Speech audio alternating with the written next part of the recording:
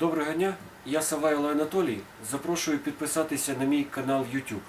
Якщо вас цікавить генератори, інвертори, запрошую у відкриту групу Viber, де ми обмінюємося досвідом. Посилання буде знизу. Як на мене, сенсація для ринку України. Компанія Укрсервіс зробила генератори доступними до кожного. У них є інверторні генератори, як ви знаєте, які видають правильну синусоїду.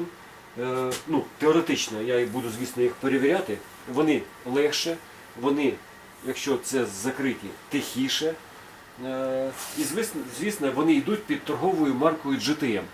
У них є генератори на 1,8 кВт, 2,5 кВт, 3,5 кВт, 3 кВт, вже відкриті генератори, інверторні. Крім того, є генератори під торговою маркою Vulcan, то вже звичайні, надійні, традиційні генератори для повсякденного використання звичайної, з модифікованою синусоїдою. Тому давайте більш детальніше подивимося.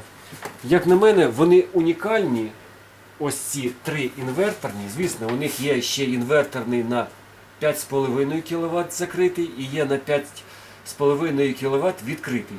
Я їх не показую, але вони існують. Якщо треба, звертайтесь до мене за ними. Що в них унікальне? Унікальне у них ось такі з'єднання.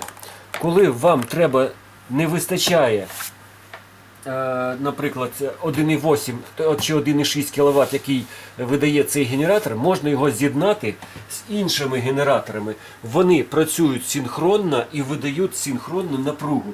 Тому ви, звісно, можете розраховувати, купляючи декілька генераторів, ви можете забезпечити ваше споживання вашого єдиного цілого об'єкта на дуже багато, на великий вольтаж. Як на мене, дуже гарне рішення.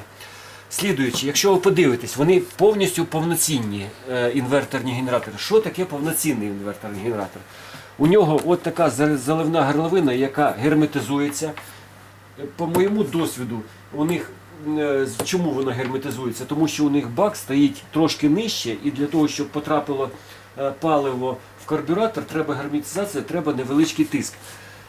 Подивіться, будь ласка, тут є режим, екорежим, у них у всіх.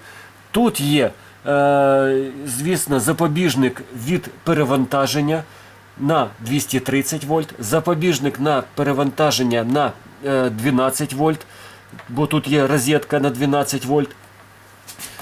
Тут є зарядний пристрій для USB. Це скидання. Як на мене, і так само, якщо подивитися на більш старшу модель, тут вже з'являється табло, на якій ми бачимо і частоту, і мотогодини, і напругу, і навіть навантаження. Як на мене, я такого дуже цікавий, тут це таке табло, яке багатофункційне.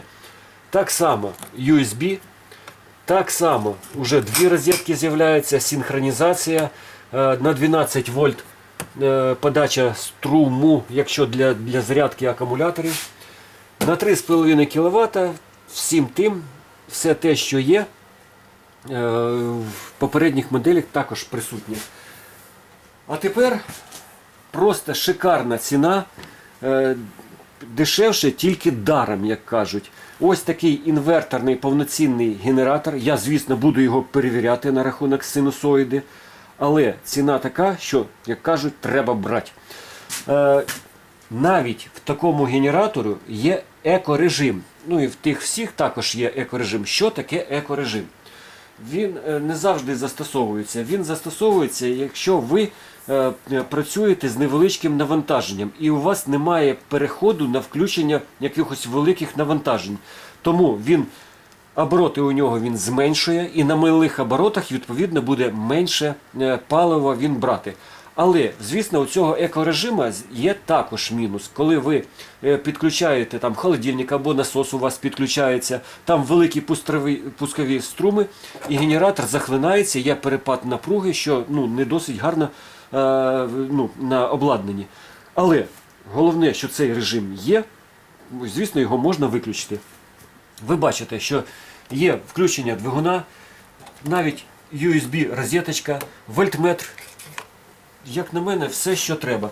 Звісно, ви бачите, що є, у всіх є датчик рівня мастила. Він показує, зупиняє двигун, коли мастила менше норми, або ви не заведете двигун, коли мастила там немає. От, якщо ви подивитесь, можна його побачити, ось він стоїть. Ось він стоїть. Ну, як на мене, він стоїть уже на резинках. У кожного в комплекті є зарядка акумуляторів, є, звісно, ключі необхідні. Всі вони заводяться в ручному режимі, тут немає електростартерів, але для таких виробів маленьких, ну, як на мене, електростартер і не потрібен. Це гроші, це більше грошей. Тому звертайтесь до мене, пам'ятайте, якщо ви не тримаєте зброю, ви допомагаете ЗСУ. Теперь к россиянам. Возможно, еще кто-то остался на моем канале. Пошли вон с моего канала, пошли вон с моей страны. Вам не место в цивилизованном мире.